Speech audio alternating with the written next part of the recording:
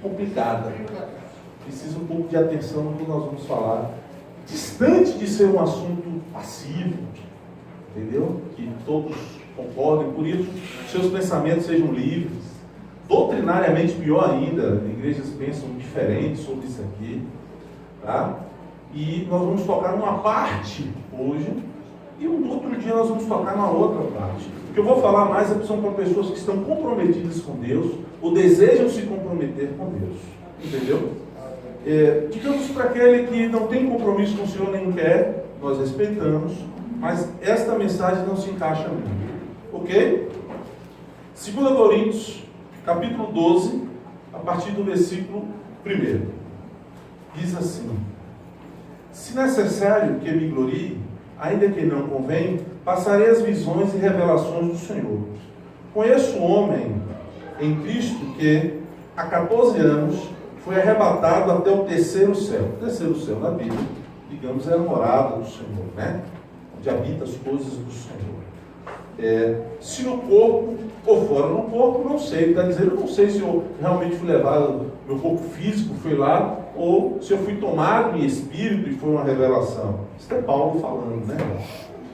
E sei que tal homem, que é ele mesmo, se no corpo ou fora do corpo, não sei, Deus o sabe. Foi arrebatado ao paraíso e ouviu palavras inefáveis. O que são palavras inefáveis? São palavras que na terra não há semelhança. Ele está dizendo que eu ouvi lá, quando eu voltei para a terra, não tem nada que eu encontre semelhança. Para dizer, olha lá, eu vi algo que é parecido com um carro, com uma casa, com uma cadeira. Não tem. O que há no céu, nada se compara na terra. Nem para exemplificar. Olha como é forte, né? As quais não é lícito ao homem referir. Mas como ele dissesse assim, se eu for falar vai ficar até chato, porque vão dizer que eu estou maluco. De tal coisa me gloriarei, não, porém, de mim mesmo, salvo nas minhas fraquezas. Pois se eu vier gloriar-me, não serei nécio. Nécio é novo, né? É alguém imaturo na fé. É isso? Porque direi a verdade. Mas obtenho-me para que ninguém se preocupe comigo, mais do que em mim vê ou de mim ouve. Então, não olhe para mim e ache que eu sou um sobrenatural, um ET. Né? Entenda que Deus em mim está fazendo grandes coisas. É isso que ele quer dizer. Não me entenda como um homem diferenciado, mas que através de mim, grandes coisas Deus tem feito.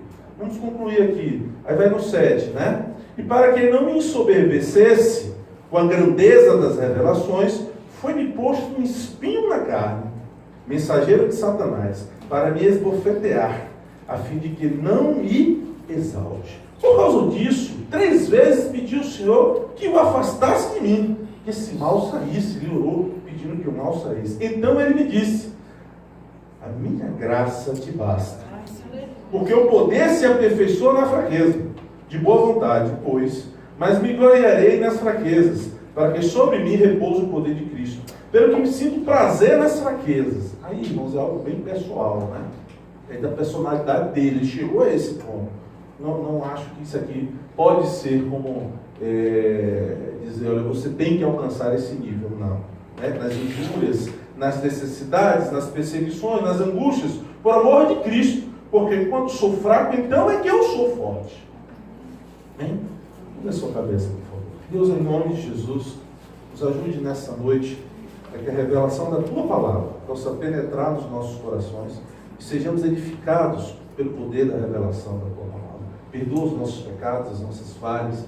Nós repreendemos toda ação contrária que venha querer impedir da Tua Palavra entrar nos nossos corações e produzir vida, porque não podemos ser apenas ouvintes, mas praticantes da Tua Palavra, em nome de Jesus. Irmãos, se há uma pergunta que me fazem sempre, eu acredito que a vocês também, principalmente aqueles que já têm algum tempo na fé, já caminham, né, com o Senhor, já tem alguns anos na igreja, em cima dessa mensagem. Né? Essa pergunta é feita mais, Pedro, por pessoas que não frequentam a igreja. Geralmente em reuniões familiares isso é comum acontecer, e digamos que são pessoas que não são crentes, que geralmente perguntam ou que estão iniciando.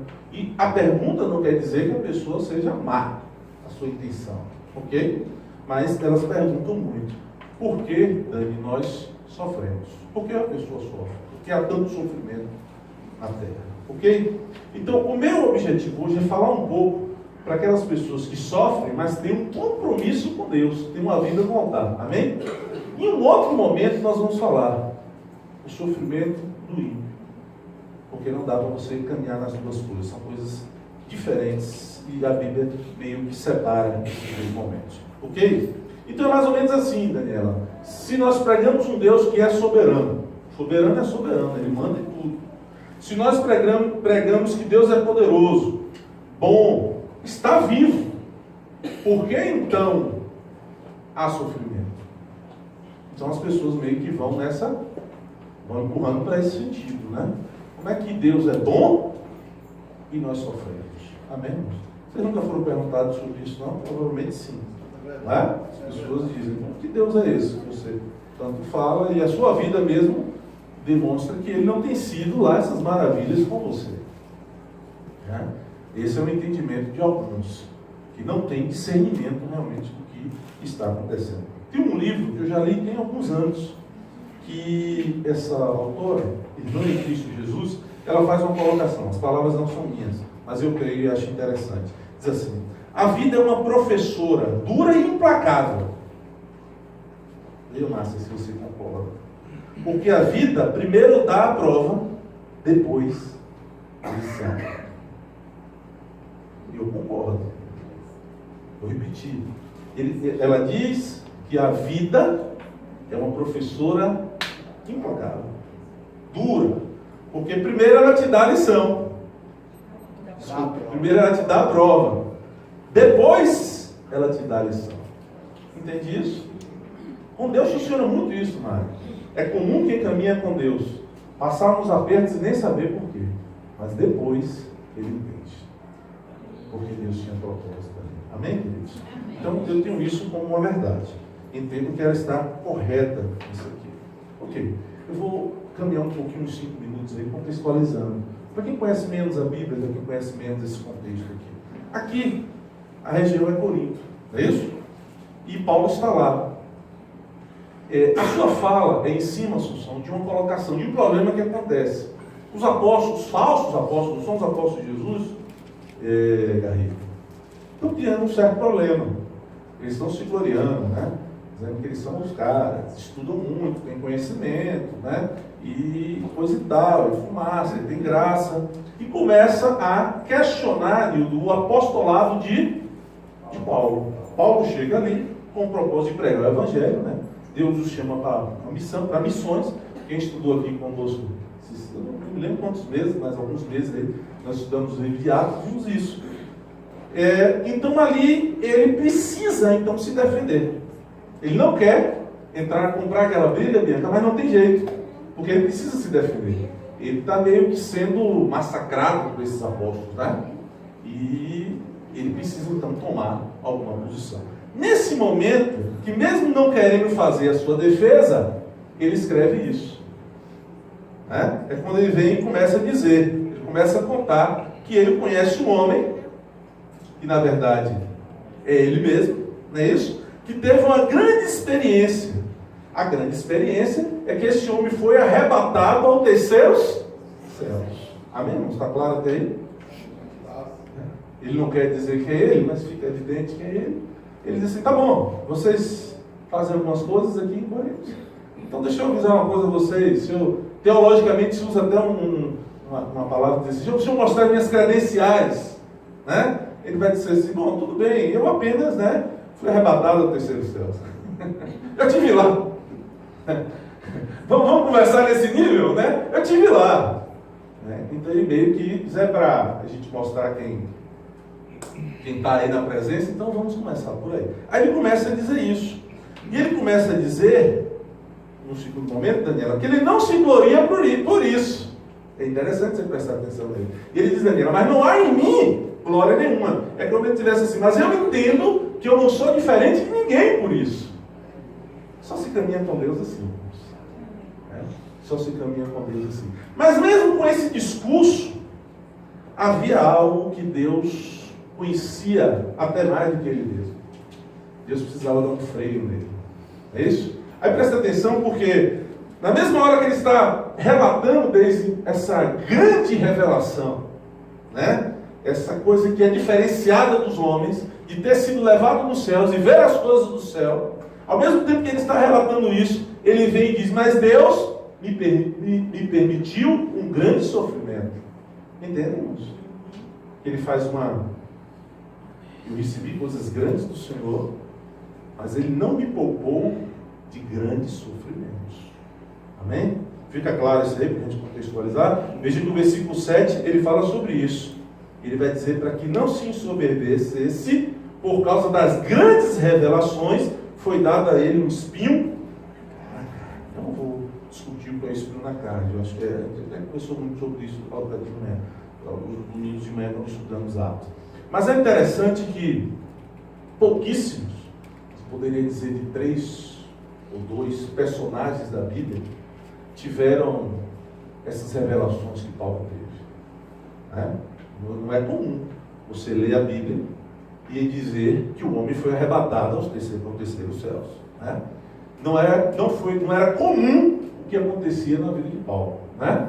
Ao ponto que em alguns momentos historiadores falam sobre isso, não é só a Bíblia. Né? O seu lenço, ele passava, né, o seu suor, e o seu lenço servia para que esse lenço fosse tocado em pessoas enfermas e elas fossem curadas. Deus derramou sobre ele uma graça especial. Né?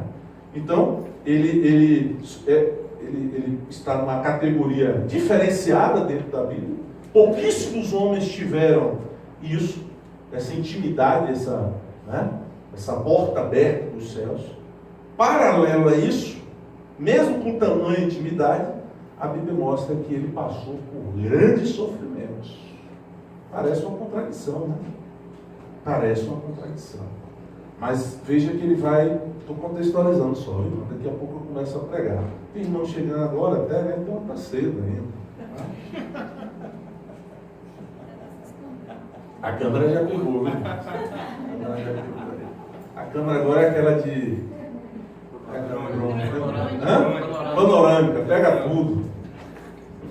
Então, veja, eu estou usando Paulo e contextualizando apenas para usar ele como base do que eu quero falar. Não vamos demorar. Mas eu poderia, por exemplo, pegar Moisés. Moisés foi um homem que teve algo diferenciado com Deus. Não é isso? Deus se revela para ele, ele abre um mar e passa, enfim, coisas extraordinárias. Nós falamos de manhã, né? O povo diz assim, Moisés, você fala com Deus? Aí ele também fala. Essas presepadas que você é, né? Vamos subir um monte com você, né? Começa a subir o monte. O povo só... Deus se aproximar, desce todo mundo correndo, né? Cadê o povo? Então, Deus teve algo diferenciado com ele. Mas grandes sofrimentos, não é isso? Teve uma época que Moisés se envolveu com uma mulher. E ia casar, né? Nós vamos trabalhar também muito isso, cada tempo. Mas, digamos que era permitido naquela época de outras mulheres. Ele casa com uma mulher estrangeira. É isso? Uma etíope, me parece? Bem, irmãos, é isso? Parece que é etíope. Né? E sua irmã simplesmente começa a reclamar. E dizer, olha, não é assim não é como você quer. Deus fala com você, fala também comigo. Lembra, irmãos? Não é assim? Aí Deus vem a Moisés e diz, Moisés, manda a sua irmã baixar a bola. Com ela eu falo com revelação, com você eu falo face a face. E apenas a irmã dele fica leprosa. Então, tem coisas de Deus que não se explicam. Eu estou ensaiando para entrar no assunto. Mas tem coisas que é melhor você ficar calado, a bomba não estourar na sua mão. Então veja, Moisés é um homem que teve terríveis sofrimentos. Ele chegava para Deus e dizia, Deus, eu não suporto mais. O povo é teu, é problema teu. O povo te dura servir, desobediente, vê as coisas, eu dou as costas, aqui é o problema. Menino briga com menino, mulher briga com mulher, adultério, traição, todo dia tem problema. O povo é teu, se vira. Aí Deus, calma, Moisés. Você foi escolhido, vai ser com você mesmo. Então o sofrimento dele não foi pequeno. Era, ao mesmo tempo, Pedro, que ele tinha essa extraordinária intimidade com Deus, que a gente, puxa, ele tinha um sofrimento absurdo também na vida dele. Era queixa para tudo que é lado. Né? Tinha de ir lá Faraó muito educado, né? Para receber e tudo. né? Então, todas essas coisas ele passou. Enfim, mas foi um homem que teve... Eu poderia usar Moisés, então, como exemplo. Então, entendam que Paulo é apenas uma base para o que eu quero falar. Veja que a primeira carta de Paulo, me parece que é a primeira, em Gálatas, quando ele está em Gálatas, ele fala que ele traz no corpo as marcas de Cristo. E Pedro ele está falando ali de marcas físicas, porque ele tinha acabado de tomar o couro. Ele está dizendo assim, na minha pele, no meu corpo, tem cicatrizes de espancamento por amor a Cristo. Então, não é uma coisa simples. Quando ele se converte, nós estudamos muito isso aqui. A Rita está dando aula, né? E de manhã é pouquinha gente. Lúcia, às vezes está aqui, não sei. A maioria das vezes tem uma turma. Enfim, nós estudamos muito sobre isso. Quando ele se converteu, Arthur, que entra em Damasco, que foi no caminho de Damasco, né? A sua conversão, e que ele pensou, bom, agora eu sou um desses, né? Chega lá, vamos fazer né? Thaís vai fazer um bolo para mim e tal. Nada. A turma foi extremamente fria com ele, desconfiada com ele. Né? Você sabe quando você se converte, aquele primeiro amor, né? Você vai pegar e diz, poxa, esse povo é todo santo, olha que povo lindo, todo mundo aqui é certinho, né? Ninguém faz nada. Quando você passa os meses na igreja, você diz, ai meu Deus do céu, onde eu fui entrar? Enfim, então foi mais ou menos assim. Ele em Damasco viu que havia uma rejeição, uma desconfiança, afinal de contas ele perseguia crentes, né, cristãos. E aí a Bíblia diz que volta a Jerusalém não aceitam ele. Não, aqui não, puxa o carro. Em Jerusalém estava a igreja sede, né? Estava a liderança. Então lá em Jerusalém vai ser diferente. Quando eu chegar lá, eu vou ser bem acolhido. Afinal, os irmãos mais maduros, né, Nilton? Os líderes estão lá. Você aqui vai ser problema. Vaza. Tá? Então, entra nas missões, é espancado, toma açoite. No final da sua vida diz que foi abandonado pelos supostos amigos, né? Ele diz assim, cadê os meus amigos? Né? Só fulano e ciclano teve aqui para me ver. Né? E a gente fala de um homem que foi diferenciado com isso. Eu sei que essa questão, até gravando, se alguém se vai dizer assim, diferenciado é perigoso, pastor? Dentro desse cenário que eu estou falando, dentro do propósito que Deus tinha com ele. Amém, irmãos? Porque na verdade eu peguei um homem como Paulo para a gente ver o outro lado. Mas Deus fez coisas na vida dele que não fez na vida de todos. Ah, mas Deus não faz diferença. Não, mas os propósitos são diferentes. Tá? Só para você não se confundir. Os propósitos são diferentes. Talvez Paulo não tivesse a força que alguns homens tiveram, que Deus não derramou tanta graça na vida dele, né? E a gente vai para diversos... É como o Elias que precisou se isolar, né? Me ajudem aí, como me ajudem, irmãos, um propósito diferente aí, só para não confundir muito a cabeça dos mais novos. Sim, exatamente. É Obadias que tem aquele problema, que Deus manda ele casar com a prostituta. É Oséias, né? Oséias. Né? Que aí ele precisa interpretar aquele texto que é mesmo. Mas enfim, talvez Paulo, né, dissesse, isso aqui é Deus, não dá para mim. Então, tenham cuidado, por isso que eu disse que o texto é o que eu vou falar um pouco complicado. Mas veja, aí ele fala que foi açoitado, teve naufrágio na vida dele. E aí ele chega um ponto, quando eu li o texto, Daniel, eu estava falando que isso aqui não é algo que a gente pode dizer, todo mundo tem que alcançar isso, porque seria loucura. Mas ele chega a dizer, Michel, que ele encontrou alegria no sofrimento. Amém, irmãos? E não é fácil você dizer isso, irmãos? É fácil? Não é.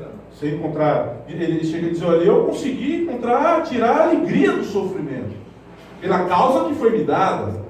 Né? Ele diz assim, agora a minha vida, o viver é Cristo, quer dizer, nada mais me importa. E o morrer é lucro porque eu sei para onde vou. Então, chegar a esse ponto é um outro nível. Então, não quero insistir em dizer que apenas estou usando ele como base. Mas vamos lá, vamos pregar um pouquinho então. É interessante que ele tem um entendimento do que está acontecendo com ele. Ele revela, quando ele escreve, que aquela permissão de Deus, aquele sofrimento que Deus permitiu a ele, por isso que eu disse no início, isso não é passivo, tem pessoas que entendem que Deus nem permite uma dor, uma dificuldade, tem crises que pensam diferentes. Eu não sei como, porque volto a insistir, teria de rasgar algumas palavras, alguns textos, inclusive esse, tá? Mas ele vai dizer que ele entendeu porque Elino houve um sofrimento na vida dele. Houve algo que lhe incomodou, que ele até orou, mas que Deus não tirou. Ele vai dizer que Deus permitiu isso na vida dele, permitiu um sofrimento, para que ele não se ensoberbecesse por conta das grandes coisas que Deus estava fazendo nele. As grandes revelações que o Senhor estava dando nele. Amém? Está claro isso? Está claro? Então ele diz isso no texto. Então, pegando a vida de Paulo como exemplo, nós podemos entender que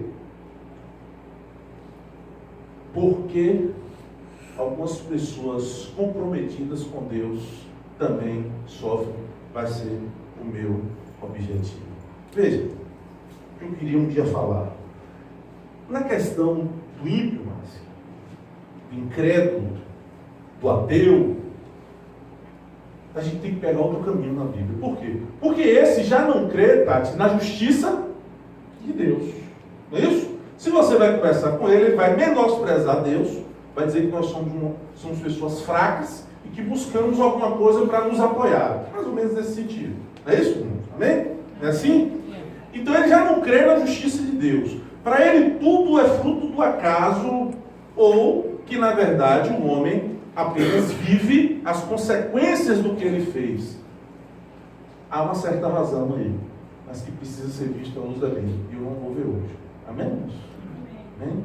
Mas o ímpio é dessa forma. É isso que ele pensa. É verdade que as escrituras dizem o que? Do que o homem semear. Mas até na semente, Marcelo, se você caminha com Deus, ela é diferenciada. Que a própria Bíblia diz isso. Amém? No dia que eu falar sobre o ímpio, a gente vai ver isso. Até a semente de quem caminha com Deus é diferente. Por isso a colheita é diferente. Amém, irmãos? Está certo isso aí?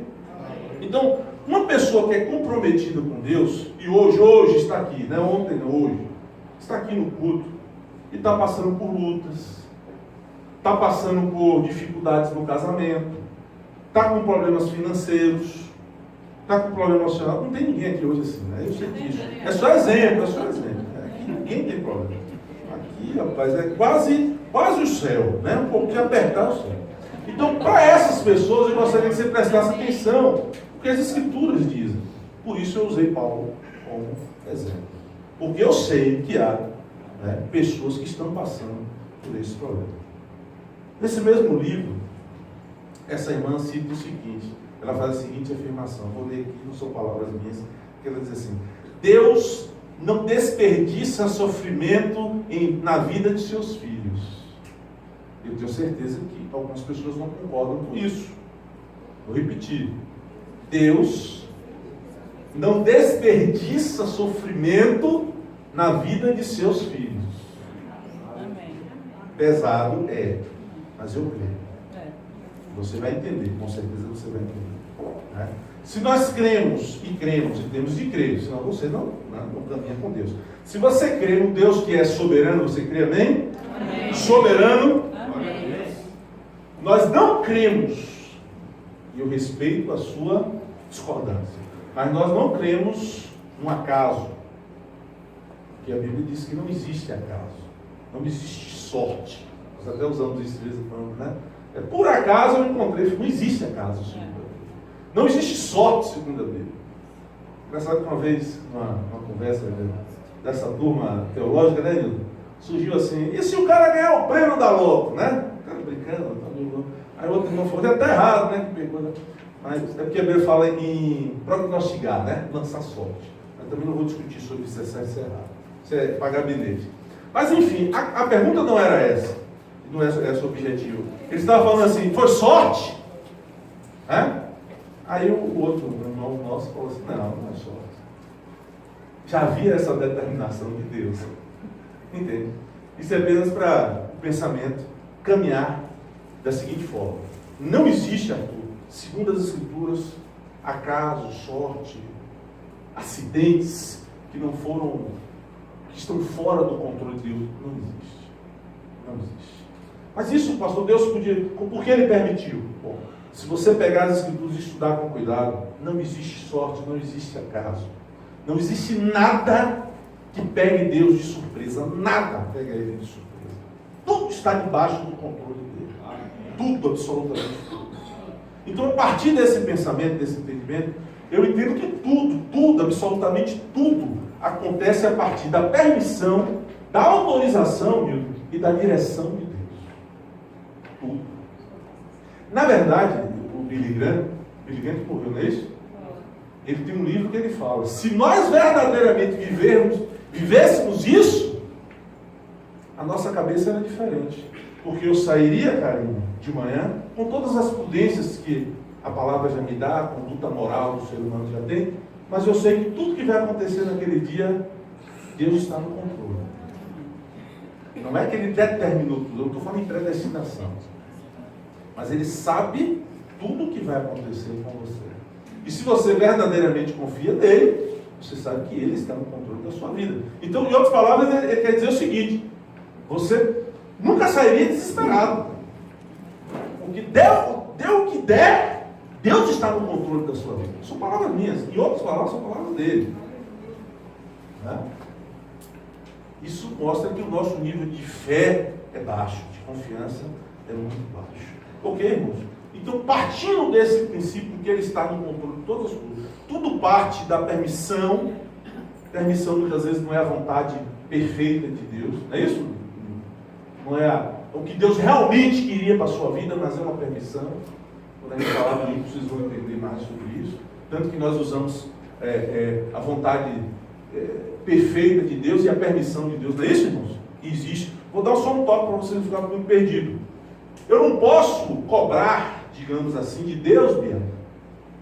Eu não posso cobrar de Deus uma perfeição na minha vida se eu desobedeço a palavra. Amém, irmãos? Não minto, eu minto. Como é que eu vou cobrar de Deus a vontade perfeita dele?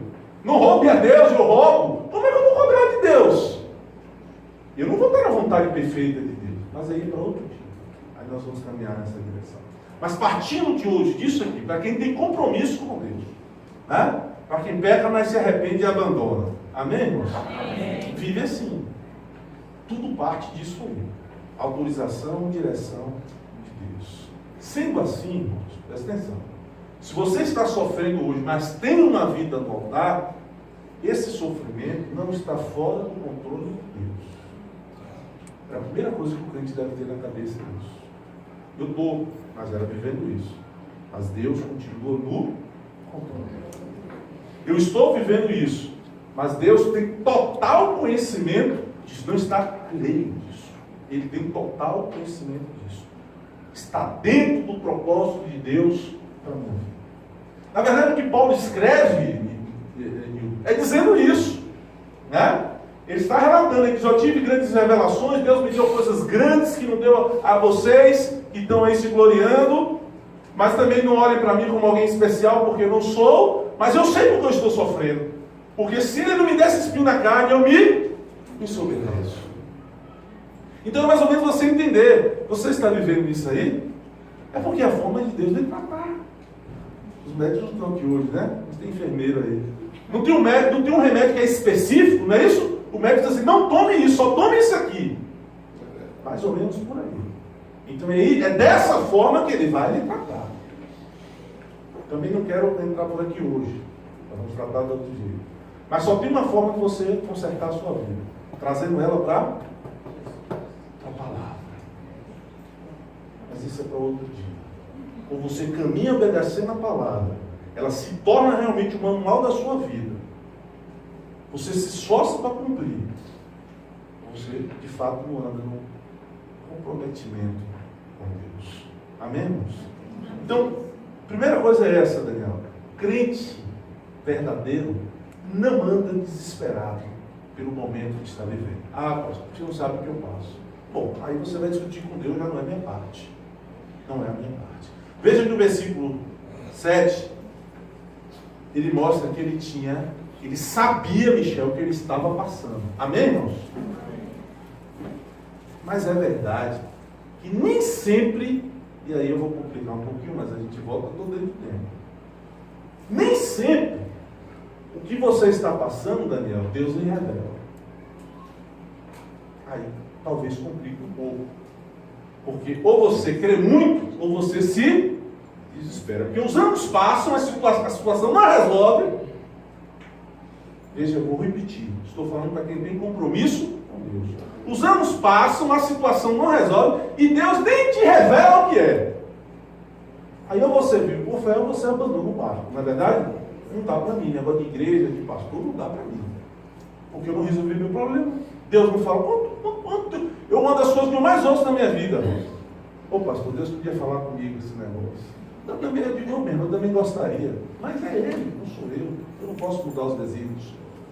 Então, pega um texto que nos mandou, não vou entrar por aí, mas pega um texto que revela isso. A vida do nosso irmão.